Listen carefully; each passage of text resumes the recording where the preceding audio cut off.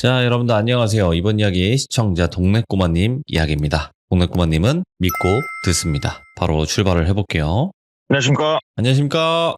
잘 지내셨습니까? 네, 반갑습니다. 안녕하세요. 아유, 감사합니다, 물비님. 네, 항상 파이팅입니다. 아, 오늘따라 왜 이렇게 떨리죠? 허허허허. 그쵸, 그럴 수 있어요. 이게 또 가끔씩 뭔가 처음 참여하는 그런 느낌? 그니까요. 네, 오늘따라 떨리네요. 그런 게 좀 있죠. 자, 오늘 일단은 네. 동네꼬마님께서 이야기를 해주시긴 하겠지만 키워드를 듣지 않고 가는 게 맞는 것 같아요, 앞으로는. 네, 알겠습니다. 네, 시청자분들이 좀 더 몰입을 해서 들을 수 있도록 키워드 없이 예. 바로 출발을 해보도록 하겠습니다. 렛츠가! 키리십니다. 동네꼬마예요!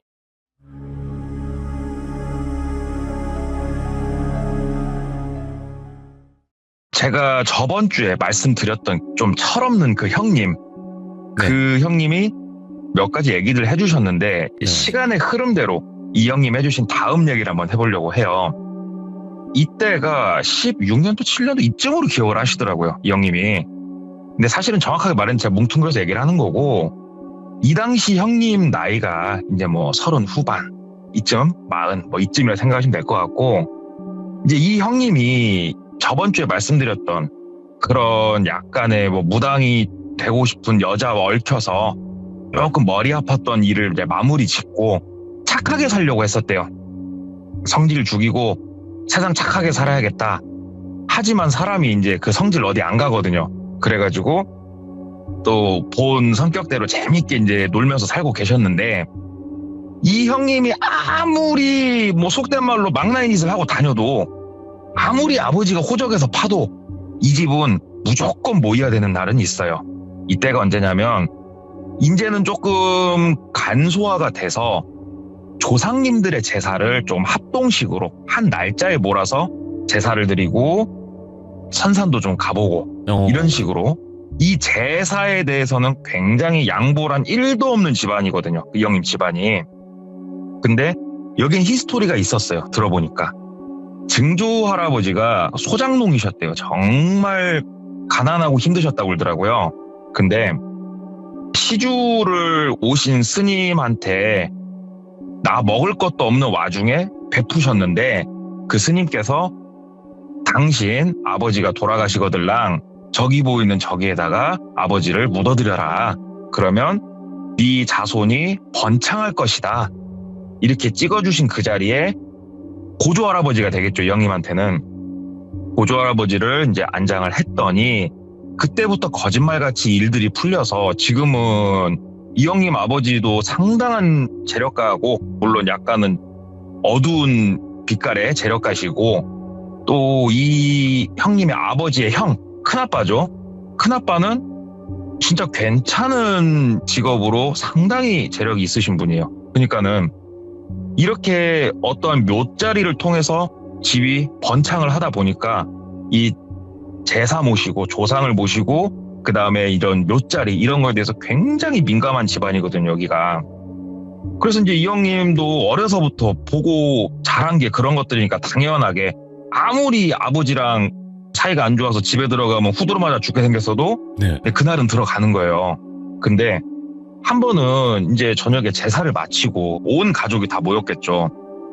그 당시에 이제 할아버지가 살아계셨다고 그러더라고요. 근데 연세가 많으셔가지고 올해를 못 넘겨도 이상하지 않을 그럴 나이셨다고 하는데, 가족회의가 미리 열린 거예요. 아버님이 이제 타계를 하시면 우리가 아버님을 모셔야 될 건데 어디에다 모셔야 될까라는 주제로 상당히 말이 오가고, 결국은 그동안 여러 번 신세를 졌던 굉장히 유명한 풍수 보시는 분한테 의뢰를 하기로 했다고 그러더라고요. 근데 저도 이 형님 통해서 이제 듣게 된 건데, 풍수지리를 통해서 묘자리를 찍어줄 때 흔히들 알고 계신 것들은 그런 거일 거예요. 뭐 이쪽 지역을 하고 싶다, 묘자리를. 그러면은 저 자리가 좋을 거다 이렇게 찍어주시는 풍수 보시는 분들이 있고, 그거보다 진짜 위에 클래스인, 진짜 저 최상위 클래스인 분들은 진짜 어마어마한 돈을 받고 장소를 알려주신대요. 이 동네는 여기가 좋아가 아니고 진짜 큰 금액을 받고 집원을 알려주신대요. 가서 여기에 모셔라. 그러니까 미리 이분들은 많은 지리들을 알고 계신 거예요. 그리고 이분들의 재산이고 이거를 엄청나게 큰 금액을 받고 파는 거예요, 이분들이. 그래도 예를 들어서 집이 해남인데 저기 통일전망대 옆에다 모실 수는 없는 거니까 그래서 최대한 조금 합의점을 찾아서 상당히 큰 금액을 지불을 하고 묘자를 이미 받아놨다고 그러더라고요. 그래서 묘자를 받은 뭐예요? 이거를 땅을 매입을 해야 될 건데 국유림이나 이런 곳은 개인이 매매가 안 되잖아요. 그래서 이 풍수하시는 분한테 큰 금액을 지불을 할 때 우리가 매매를 할 수 있는 그런 곳으로까지 알아봐서 매매를 했다고 하더라고요. 이제 올 스탠바이를 다 하고 이제 아버님 잘 모시고 있다가 아버님이 돌아가신 거예요. 할아버지가, 이 형님한테는. 할아버지가 돌아가셔가지고 이제 한 16년도 그 당시에 5일장을 지냈다고 그러더라고요. 5일장을 딱 지내고 이제 할아버지를 모시잖아요. 딱 모시고 다 이제 뭐 잔디 작업 싹 하고 인사 또 하고 각자의 일상을 보내는데 아버지가 한 번씩 그런 말씀을 하시더래요. 할아버지 산소 한번 같이 가자고. 그래서 아버지 왜요? 나 오늘 약속 있는데. 그러니까 네가 약속이 매일 술 먹고 쌈박질하는 게 약속이니까 나한테 되도 않은 소리 하지 말고 나오라고. 그래가지고 이제 아버지랑 둘이서 참 불편하죠, 이 형님 입장에서는. 둘이서 할아버지 산소를 갔는데 뭐 달라진 건 없고 그리고 워낙에 좋은 자리라고 하니까 그냥 가가지고 술 한잔 치고 향 좀 피고 인사드리고 오고 몇 번을 그렇게 했는데 아버지가 계속 가시더래요. 그래서 물어봤대요. 아니 아빠, 할아버지가 그렇게 보고 싶어? 물론 나도 할아버지 참 좋아는 하는데 왜 그러냐면 할아버지가 손주니까 정말 이뻐했다고 그러더라고요, 이 형님을. 나도 할아버지 많이 보고 싶은데 아유 아빠 이거 아빠도 조금 이제 가신 분은 이제 보내드리고 그래야지 얘기를 하니까 아빠가 아니 야 똘비야 그게 아니고 자꾸 아버지가 꿈에 나온다 그러더래요. 그래서 할아버지가 내 꿈엔 안 나오던데 아빠 요즘 술 많이 먹어? 얘기를 하니까 아니 그게 아니고 자꾸 아버지가 꿈에 나와가지고 답답하다고 근데 내가 이걸 참 어떻게 해야 될지를 모르겠다. 그러니까 얘기를 하니까 똘비 입장에선 몰라 그러면은 나 저번날에 보니까 무당들이 잘 맞추더만 무당한테 나만 가보든가 막 이런 얘기가 나온 거예요.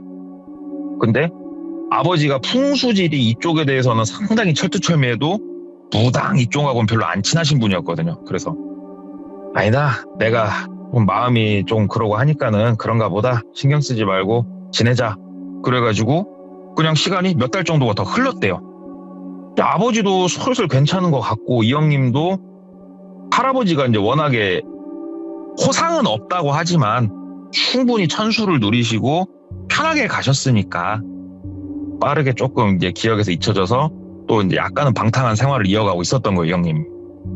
놀고 있는데 하루는 어떤 동생? 얘 모르는데 와서 인사를 하더래요. 꾸벅 인사를 하더래요. 누구세요? 그러니까 형님 저 어디 소속 누굽니다 얘기를 하더래요. 어디 가게 이름 얘기하면서 그 가게라고 하면은 아버지 아는 동생이 하는 가게니까 그래 얘기하니까 저 그 똘비 형님 되시죠? 이 소리 갖고 그래 어쩐 일이야?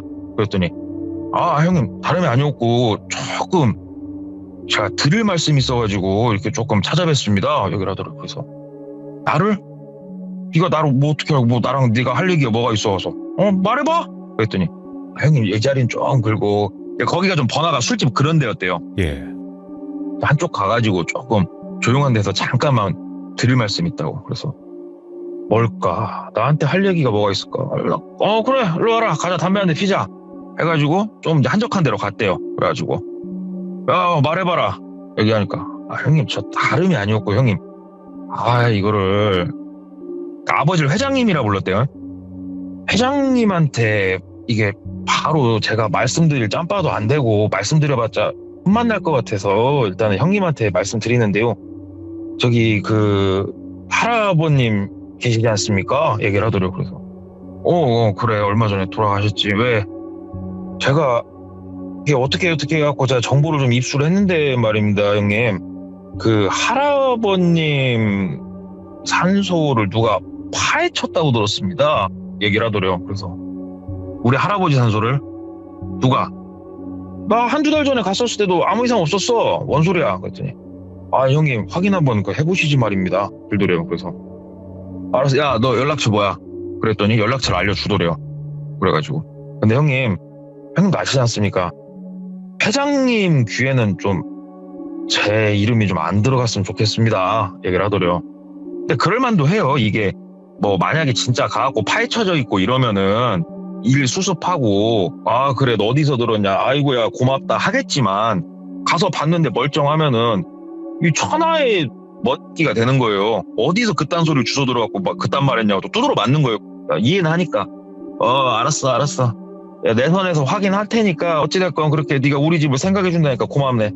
어냐 일로 와 해갖고 딱 돈 조금 쥐어주면서 가갖고 친구들하고 동생들하고 술 한잔 먹고 뭔 일 있으면 형한테 전화하고 가봐. 이제 보낸 거예요. 이걸 아버지한테 얘기를 해야 되나 말아야 되나 하다가 파헤쳤다니까 그냥 내가 선상 가서 한번 보면 되겠다. 차로 한 1시간 반, 2시간만 가면 되는 거리였대요. 상당히 멀죠 그것도. 국도 타고 가니까 그 시간이었다고 하는데 가보자 하던 게 이제 미뤄져서 보름 정도 있다 가봤대요. 할아버지 선산에 혼자서.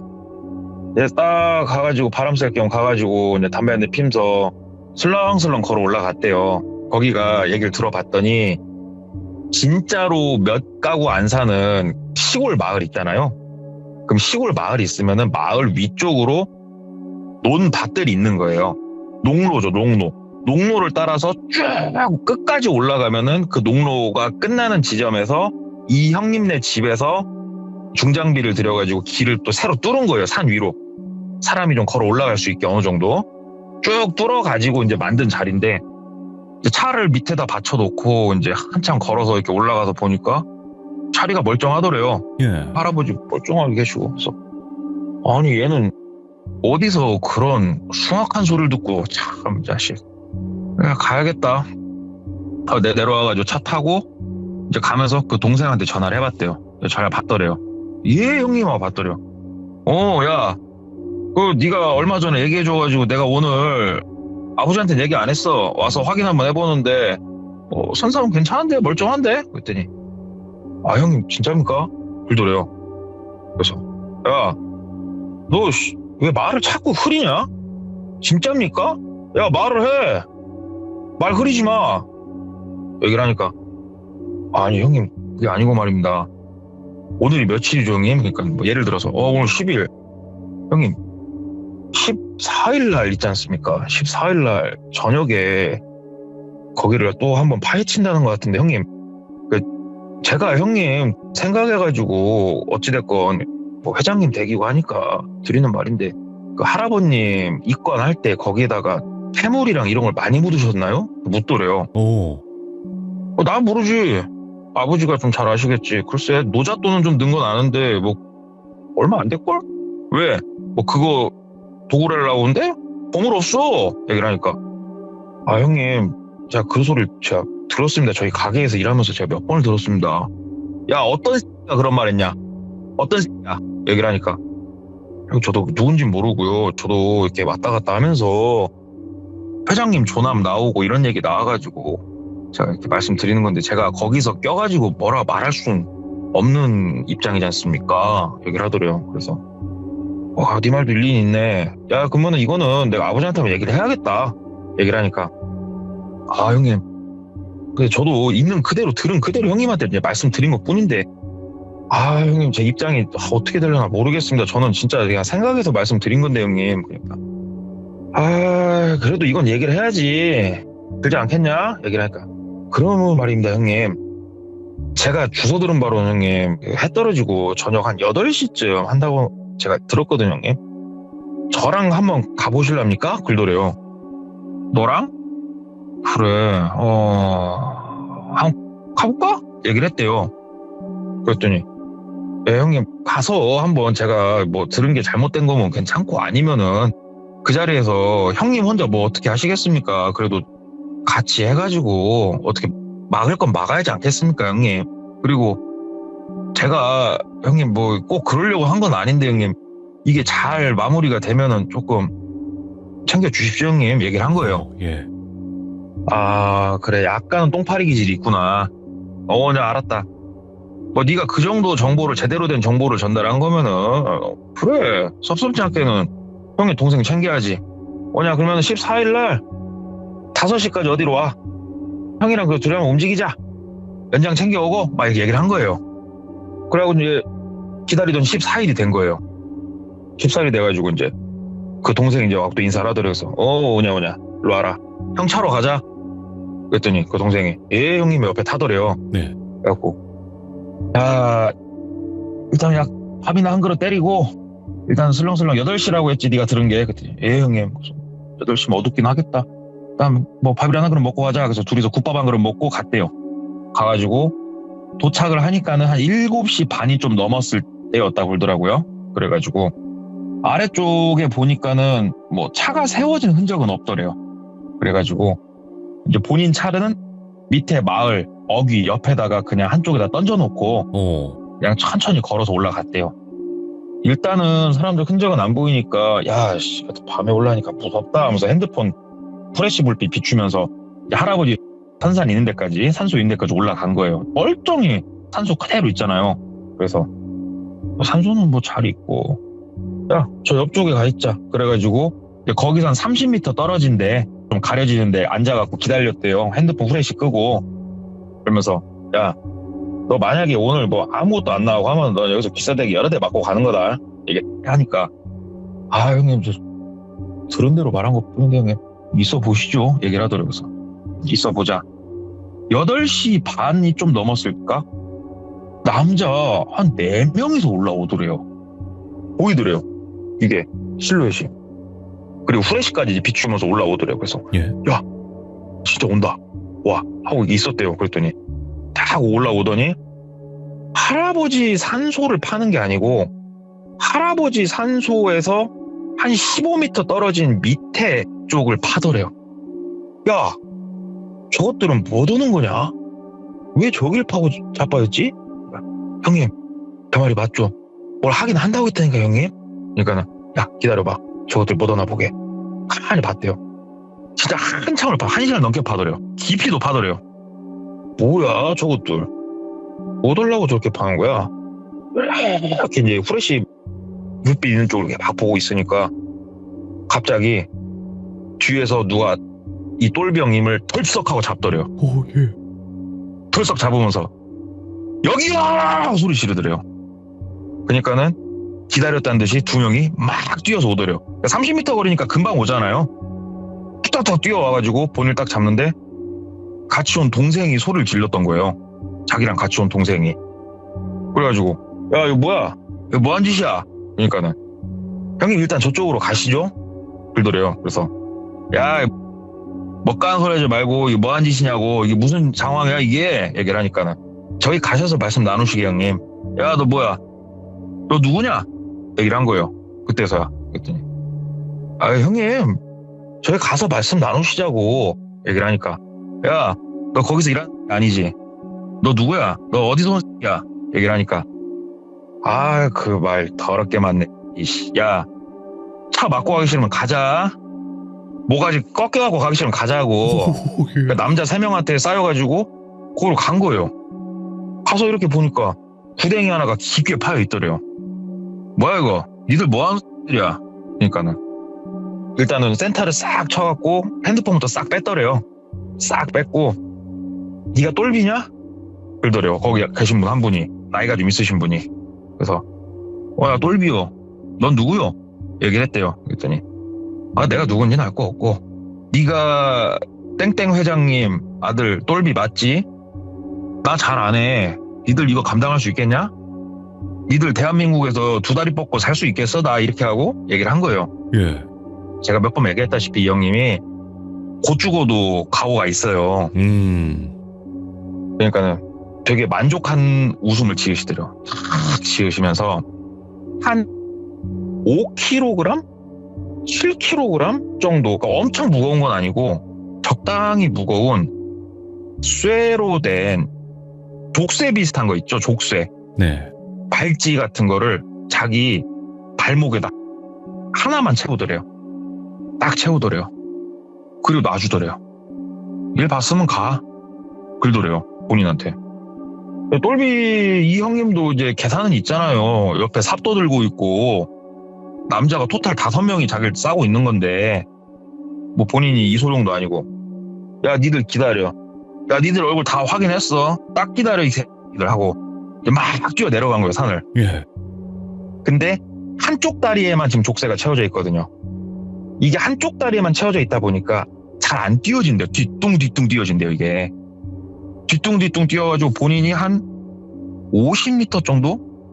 50m 좀 못 떨어졌을 때 그쯤 뛰어가고 있으니까 갑자기 저 위에서 가자! 그러더니 막 또 뛰어오더래요 그 사람들이.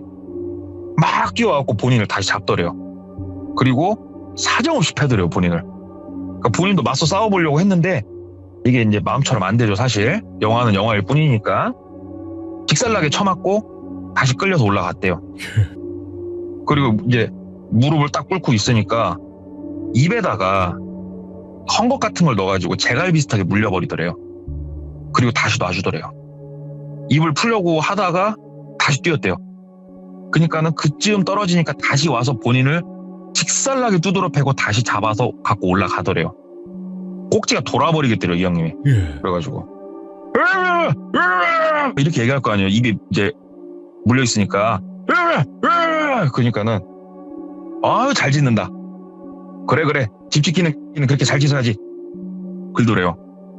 이게 뭔 상황이야 싶잖아요. 자기를 약 올려도 유분수지. 그랬더니 자기를 데리고 온 그 어린 동생이란 사람 있죠. 아우 이렇게 쭉을 앉더래요. 쭉을 앉으면서 야 똘비야 너 지금 왜 네가 여기서 이러고 있는지 너 모르지? 예. 그러니까는 얘기를 하니까 알려줄게 내가. 저기 할아버지 누워 계신 자리가 저기가 기가 막힌 자리지. 니네 할아버지를 모실 정도면 그럴 거야. 니네 집은 워낙에 그런 걸 따지니까 어마어마한 자리일 것이다 저기가. 그러면 집 지키는 개 하나는 묻어야 될 거 아니냐. 자 여기 앞마당에다가 너 들어갈 곳 파놨으니까 들어가서 열심히 지켜야지. 집 지켜야지 이놈아. 멍멍이 집 지켜야지. 어딜 도망가려고 막 그러더래요. 아니 우리 할아버지가 돌아가신 건 돌아가신 건데 집을 지켜도 내가 지키든가 말든가 하지. 니들은 뭔데 도대체 나한테 이러는가 묻고 싶은데 입이 재갈이 물려져 있어서 아무 말도 할 수가 없더래요. 돌아버리겠다 진짜 돌아버리겠다 막 이러고 있는데 본인을 엄청 패더려. 아까 2번하고는 차원이 다를 정도로 패더려 본인을. 막 패고 살려달라고 이제 뭐 말도 안 나오니까 빌지도 못하고. 근데 이 형님이 악밖에 안 남더래요 진짜. 악밖에 안 남아가지고 막 이빨로 물어 뜯고 막 별짓거리를 다 하는데 손발을 구속하진 않더래요. 예. 막 반항을 하게끔 하면서 패더래요 본인을. 진짜로 사람이 이제 힘이란 힘은 다 빠지고 악밖에 안 남으니까 야 어때 벌써 힘 다 빠졌어? 아이고 성질 진짜 더럽네 더러. 이 정도 성질은 더러워야 집 지키지. 그치 똘비야 그 네 수많은 자손 중에 왜 네가 집 지키는 끼가 되는지 이제 알겠지? 이렇게 성격 같은 놈이 개야 집을 잘 지켜요. 도둑이 들어오면 왈왈 짖고 그지? 이제 들어가자 그러더래요. 예. 구덩이에다가 본인을 넣으려고 그쪽으로 본인을 막 끌고 가더래요. 근데 이 상황에 똘비 이 형님이 생각이 드는 게 내가 저 구덩이로 이제 들어가면은 나는 끝이구나 싶더래요. 그때부터는 이 다리에 힘이 안 들어가시더래요. 그 상황까지 가니까. 이제 막 살려달라고 막 얘기를 하는데 입은 이제 물려져 있고 풀라고 했다가 몇 번 두드러 맞아가지고 손도 지금 다 작살 났고 막 끌려가는데 이 형님이 거기서 어떻게 살아왔다 왔냐면은 두두두두두두두두두두 소리가 들리더래요. 뭐야? 진짜로 이 형님이 기억하기로는 집채만한 멧돼지 한 마리가 뛰어오고 있더래요. 진짜 집채만한 멧돼지가. 예. 땅이 울리더래요. 멧돼지가 본인들 쪽으로 막 돌진을 하는데 사람들이 이제 똘비 형님을 끌고 가다가 본인들도 진동이랑 소리가 느껴져갖고 보니까 진짜 엄청 큰 멧돼지 한 마리가 널러오고 있으니까 일단 똘비 형님 던지고 막 도망간 거예요. 그때 멧돼지가. 본인을 받을 줄 알았나 봐요. 피냄새를 맡고 왔나 어쨌나. 근데 멧돼지가 막 뛰어오더니 똘비 형님 말고 다른 사람들을 막 향해서 받으려고 그렇게 달려가더래요. 그래가지고 몇 명은 도망가고 한 명은 다쳤대요. 물어 뜯겼다고 그러더라고요. 멧돼지한테. 이 상황에 똘비 형님은 살 수 있는 길은 지금 이 순간뿐인 거예요. 그래가지고 손발을 구속을 안 했다고 했잖아요. 근데 족쇄는 뭔가에 채워져 있어서 안 끌러졌고 일단은 입에 물려있는 것부터 뺐대요. 뒤에 풀어갖고 빼고 일단 살아야 되니까 본인도 막 이제 옆에 나무 짝대기 하나 이렇게 굴러다니는 거 주워가지고 막 가려고 하는데 어두워갖고 누가 보이진 않고 어딘 난 잘 모르겠는데 멧돼지한테 다친 놈은 앞에 보이더래요. 저기 앞에 자빠져 있더래요. 그래가지고 막 그 자식한테 달려갔대요. 달려가니까는 뭐 정신을 잃은 건 아니고 그냥 해롱해롱 하고 있더래요. 엄청 고통에 몸부림치면서. 그래가지고 일단 가가지고 그놈 멱살을 잡고 주변을 훑어보는데 멀리서 한 놈 한 놈 보이더래요. 그래가지고 핸드폰을 막 뒤졌대요. 이 사람이 혹시 핸드폰 갖고 있나. 막 뒤졌더니 핸드폰이 있더래요. 그래가지고 핸드폰 빼가지고 이 상황에서 이제 잠금이 돼 있으니까 어떻게 할 수는 없는데 119하고 112는 신고가 되잖아요. 비상전화가. 그래가지고 112에다 신고를 했대요. 그래가지고 여기 어디 근방 어딘데 나도 정확하게 집어는 솔직히 모르겠는데 나 사람 좀 살려주라고 막 전화를 한 거예요. 막 전화를 하니까는 거기서 일단은 그쪽 마을 이름은 얘기했으니까 그럼 그쪽으로 일단은 뭐 가보기야 가보겠다. 조금 느릿느릿 말씀하시더래요. 그래가지고 빨리 와달라고. 나 시간 없다고. 나 살아야 된다고. 그러니까 일단 알겠습니다. 뭐 그쪽으로 가보겠습니다 하고 이제 전화를 끊은 거예요. 그리고 핸드폰은 이제 본인 주머니에 넣어놓고 나무를 끈지르면은 끝이 뾰족하게 되잖아요. 그거를 이제 그 사람 모가지에 대놓고 막 외쳤대요. 가까이만 와봐. 이 목에 빵꾸 나가지고 피 질질 나오는 거 니들 보게 될 거니까 가까이만 와봐. 하면서 이제 막 이 형님도 어떻게든 버텨야 되는 거예요. 근데 이 사람 목숨 따위는 안중에 없이 본인한테 오면 본인은 그냥 끝나는 거예요. 또 어떻게 보면. 그랬더니 몇몇이 멈춤 하더래요. 가까이만 와봐. 좀만 더 가까이 와봐. 쑤신다. 가까이만 와봐. 막 이러고 이제 시간을 보내다가 안 되겠는가? 너 일어나. 일어나! 해가지고 이제 붙잡고 일어나고 본인도 일어나기 힘든데 허리도 아프고 막 이제 걸은 거예요. 이제 아래쪽으로. 조금씩. 이 사람 목에다가 그 뾰족한 거 갖다 대놓고 나무 같은 거. 물론 지금 와서 생각하면은 그걸로 쑤신다고 뭐가 푹 들어가고 그럴 것 같지는 않대요. 근데 그 상황에서는 그냥 그게 진짜 뭐 흉기같이 본인은 생각이 됐대요. 그걸 막 대놓고 막 이렇게 내려가면서 가까이 와보라 하면서 이제 어느 정도 밭 같은 게 보일 정도로 내려가는데 시간이 좀 걸렸죠. 한참 내려가고 밭을 중간 정도 내려오니까 저 밑에 반짝반짝 하는 게 보이더래요. 여기요! 여기요! 하고 막 소리를 질렀대요, 위에서. 그러니까는 그 경찰차가 어느 정도 올라오다 차가 올라올 수 있는 데까지만 올라오고 내려서 이제 막 뛰어서 와주시더래요. 그래갖고 여기다고. 이 때문에 나 이런다고. 그랬더니 신고하신 분이 누구냐고. 나라고. 그랬더니 일단 둘을 다 데리고 가더래요. 근데 얘기를 했대요. 저 위에 좀 보라고. 일행들 있다고. 여기 같이 한 공범들 있다고. 그랬더니 일단은 무전을 치고 추가 인력을 부른 후에 어떻게든 했는데 다른 사람들은 못 찾았고 일단은 본인하고 그 사람 둘만 파출소에 간 거예요. 파출소에 갔는데 똘비가 지금 물론 상해는 이제 많이 입었죠. 상해는 많이 입었고 자기가 잡아온 사람은 얘기하더래요. 내가 때렸다. 나 혼자 때렸다. 근데 구덩이에다 묻고 이럴 생각은 없었다. 구덩이를 우리는 판 적이 없다. 갔더니 구덩이가 그냥 파져 있었는데 이 사람이 왜 그렇게 말하는지 모르겠다. 이 사람은 평상시 행실이 안 좋아서 솔직히 억한 심정이 있어서 때려주고 싶었다. 인정을 해버리더래요. 그냥 그런 식으로. 똘비도 이제 어이가 없고 그리고 똘비도 막 때렸잖아요. 이 사람을. 쌍방이 돼버렸고. 그 아시죠? 정당방위 이런 거 대한민국에 없는 거 아시죠? 무조건 쌍방이에요. 이거 다 필요 없어요. 이거는 거의 이제 쌍방폭이 돼버렸고. 일단은 삼촌한테 전화를 했어요. 전 얘기도 나왔던 그 삼촌 이래저래 해갖고 잡아놨으니까 좀 오시라고. 그랬더니 파출소 가서 좀 얘기 나누고 있으니까 삼촌이 널로 왔더래요. 놀러 와가지고. 하여간 그 삼촌은 그 얘기를 들으면서 참 신기하다고 느꼈던 게 그 와중에서도 바카스는 꼭 사갖고 오셨더래요. 그래갖고 경관인들 파출소 거기다 바카스 한 명 탁 던지면서 수고하십니다. 똘비 삼촌 되는 사람입니다. 그리고 뭐 전화도 받고 왔는데 일이 어떻게 됐나요? 들으면서 얘기를 들어보니까 뭐 쌍방인데 이게 참 그네요. 그거 상호간에 그냥 뭐야 넘어갈 수 있으면 뭐 그렇게 하시는 건 어떻겠습니까? 막 이런 식으로 막 얘기를 풀어 나가더래요. 삼촌이. 삼촌은 뭔 소리야? 삼촌은 뭐 이렇게 끝내려고 쌍방 말도 안 되는 소리 하지만 삼촌 얘기를 하니까 삼촌이 뒤통수를 탁 때리더래요. 탁 때리면서 얘가 철이 좀 없습니다. 경관님들 막 웃으면서. 예. 그래가지고 이제 날 밟고 둘이 나왔어요. 쌍방으로 서로 합의하에 이제 종료하는 식으로. 그게 뭐 원래 되는지 안 되는지 모르겠는데 그렇게 딱 삼촌이 심하이를 지어주더래요. 그래가지고 나와가지고 이제 그 사람하고 같이 나왔대요.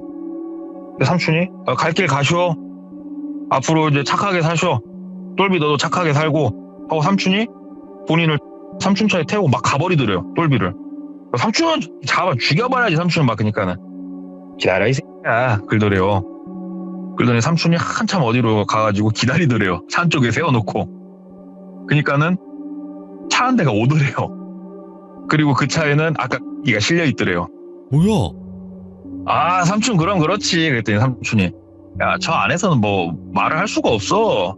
분리도 없고 데리고 나와서 물어봐야지 하면서 한쪽으로 데리고 가가지고 이제 취조를 시작을 했대요. 그 사람을.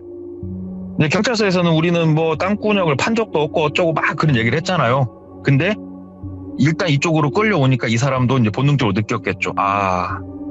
여기서 내가 개소리를 하면은 뼈도 못 추리겠다. 똘비 이 사람하고는 차원이 다른 사람들이면 이런 게 아마 느껴졌나 봐요. 그렇다고 이 삼촌이 막 그 우리 영화에 나오는 칼 들고 이러신 분은 아니에요. 얘기 들어보니까 그냥 험상궂게 생기고 그런 분이라고 하는데 얘기를 들으면서 충격적인 걸 듣게 된 거예요. 똘비가. 할아버지 선산에 파묘가 됐던 게 맞는 거예요. 예. 파묘가 됐는데 왜 파묘를 시켰냐? 파묘를 하고 할아버지 관이 있을 거 아닙니까? 그렇죠. 요 관 위에다가 자기의 아버지 관을 밀어 넣은 거예요. 그리고 집 지킬 개가 필요하다고 해서 제일 성격들은 똘비를 집 지키는 개로 묻으려고 했던 사람들인 거예요. 이게 가당키나 한 소린가 싶더래요. 똘비가. 올라가보자. 파보자. 이제는 똘비 선, 삼촌 선을 넘어섰어요. 그 얘기가 이제 나오고. 아버지까지 이제 총동원 돼가지고 할아버지 묘를 판 거예요. 그랬더니 진짜로 관이 하나가 위에 얹어져 있더래요. 근데 관뚜껑을 이제 박살을 내면서 깠더니 위에 올려져 있던 분이 거의 부패가 되어 있질 않더래요. 뭐 돌아가신 지 하루 정도 되신 분, 이틀 정도 되신 분? 그런 모습이더래요. 이게 어떻게 된 건가? 아직 집에 안 보냈으니까. 야, 이게 어떻게 된 거냐고. 우리 아버지 돌아가신 날 맞춰서 네 아버지 죽였냐고. 네. 물어보니까 대답을 못 하더래요. 그래갖고 야, 이 미친들아. 진짜로 우리 아버지 돌아가신 날 맞춰서 여기에 니네가 무혈 입성하려고 니네 아버지를 니네 손으로 보낸 거야? 이 미친들아 말을 해봐. 그랬더니 그건 아니다고. 진짜 그건 아니다고. 뭔데 그럼? 말해봐. 그랬더니 뭐 얘기를 하더래요. 그래서 이 얘기를 듣고 너무 기가 차고 진짜 말이 안 나와서 이 사람이 말한 이 사람 기빈 아지트까지 간 거예요. 거기에 가봤더니 뭐가 있었냐면 우리 영화나 이런 거 보면은 냉동 창고에 시신을 이렇게 넣죠. 우리 이렇게 뭐 CSI나 이런 거 보면은 나오는 거 있죠. 이렇게 부르륵 빼서 보는 거. 4칸짜리 그게 있더랍니다. 거기에 그게 있어가지고 이미 어머니는 또 안에 들어가 계시더래요. 거기에. 그래서 이 사람들이 뭐 하는 사람들인가 했더니 선산 이런 데를 그렇게 찾아다니면서 진짜로 좋은 자리를 어떻게든 들어가야겠는데 본인들은 능력이 없어요. 그러면은 어떤 누군가 거기를 들어가기만을 기다리는 거예요. 자기들이 찜해놓는 이런 류의 사람들을. 거기에 그래서 이 사람들이 선산을 쓰면은 냉동시켜놨던 자기의 조상을, 그러니까 자기의 혈육을 갖다 묻는 거예요, 거기다가. 근데 이게 그 하는 이유도 웃긴 게, 다른 데다가 모시고 있다가 우리가 뭐 이장 같은 거 하면은 유골만 이렇게 건져가지고 이장을 하잖아요. 그러면은 이게 약발이 안 먹는데요. 예. 이게 사람이 죽으면 이렇게 이제 땅 속에 묻히고 자연스럽게 뼈와 살이 이제 분리가 되잖아요, 사람이. 이게 그 터에서 이루어져야 된대요.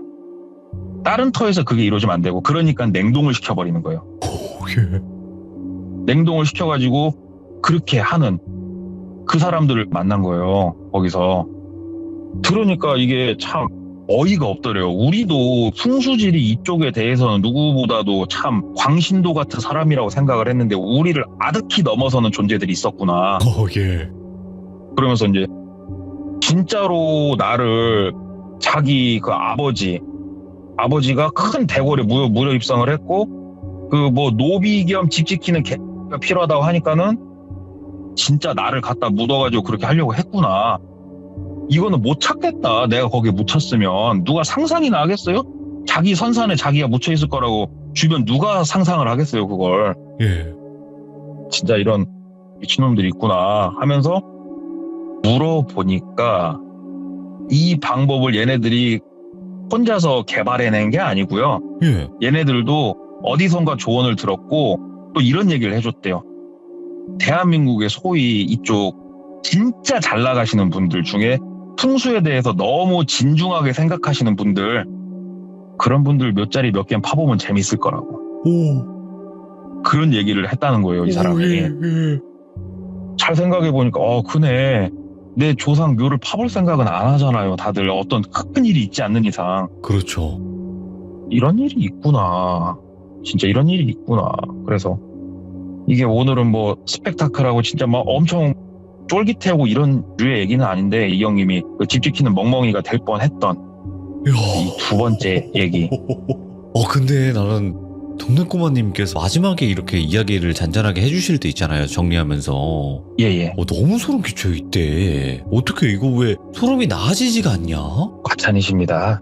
이거 완전. 돌비님한테 두드러 맞으면서 얘기하다 보면 이렇게 늡니다. 자, 오늘 이제 방송 끝나고 나서 이제 무덤 하나, 묘자리 하나 파놓을게요. 아휴. 네. 살려주세요. 살려주세요. 아니, 이거 완전 무덤 사냥꾼이네, 진짜. 네, 무덤 사냥. 제가 그래서 돌비님께 보내드린 키워드가 예. 그래서 그거였죠. 그쵸, 저에게 오늘 무덤 사냥꾼이라고 얘기를 해주셨거든요. 근데 이거 진짜 이런 무덤 사냥꾼들이 있구나. 그러니까 한마디로 말하면 풍수에 미친 사람들인 거잖아요. 그쵸. 내가 그 자리를 들어가는 것보다도 중요한 게 힘있고 권력있고 기가 센 집안에 누가 들어와 있을 때 그 위로 들어가야 되는 거예요. 단순히 그 터를 넘어선 플러스 알파가 필요한 사람들이에요. 그 사람들 얘기를 들어보니까. 그 터만 필요했으면 그 터만 샀겠죠. 근데 그게 아니고 진짜로 굉장히 기가 세고 좋은 집안에 어르신이 들어가면 그 위에 들어가야 되는 거예요. 그것도 굉장히 좋은 풍수지리로 좋은 자리에. 야, 네. 그렇게 해야 이제 그들이 말하는 약발이 듣는다. 그쵸. 그리고 거기서 내 조상이 뼈와 살이 분해가 되는 그 과정을 거기서 겪어야 되는 거고요. 소름 끼친다. 디테일하게 들었는데 사망 신고를 하고 예. 그 다음에 자기네들 가족들 예. 집안 명의로 작은 공터 하나 산 쪽에 갖고 있으면 거기에다가 매장했다고 신고하면 끝이래요. 예. 그렇게만 해놓고 시신을 보존할 수 있겠더라고요. 현행법으로 그렇게 할 수가 있대요. 이 형님이 저한테 말해준 게. 그렇게 하고 있었대요, 그 사람들이. 돌아가신 건 맞고. 그래요. 이게 사실 그게 있어요. 이제 동네꼬마님의 이야기를 이렇게 듣다 보면 에이, 이런 사람이 어딨어 라고 했던 것들이 막 갑자기 뉴스에 나오거나 그 이상의 막 사람들의 이야기를 듣다 보니까 충분히 있을 수 있습니다. 왜냐면 양밥하는 무당이 있는데 이런 게 없을까요? 그죠? 그렇죠. 그럴 것 같아요. 예. 우리 세상에는 진짜 사람이 이만큼 무서울 수밖에 없겠구나, 이런 생각을 다시 한번 들게 하는 그런 이야기가 아니었나 생각이 듭니다. 감사합니다, 동네꼬마님. 감사합니다, 돌비님. 네, 무덤에서 뵐게요. 들어가십시오. 감사합니다. 네. 자, 여러분들, 오늘의 이야기는 무덤 사냥꾼에 관련된 이야기였어요. 근데 풍수를 따지시는 분들은 제가 봤을 때도 엄청 따지시는 분들 많거든요. 생각보다. 저는 풍수를 안 따져요. 저는 그렇게 신경 안 쓰는 타입인데 풍수 따지시는 분들은 아마도 너무너무 많이 따지시는 분들을 주변에서 많이 목격을 하실 겁니다. 근데 이거는 너무 도를 넘어섰어요. 그래서 오늘의 키워드는 무덤 사냥꾼에 관련된 이야기였다. 이렇게 알고 계시면 좋을 것 같습니다. 감사합니다. 고맙습니다.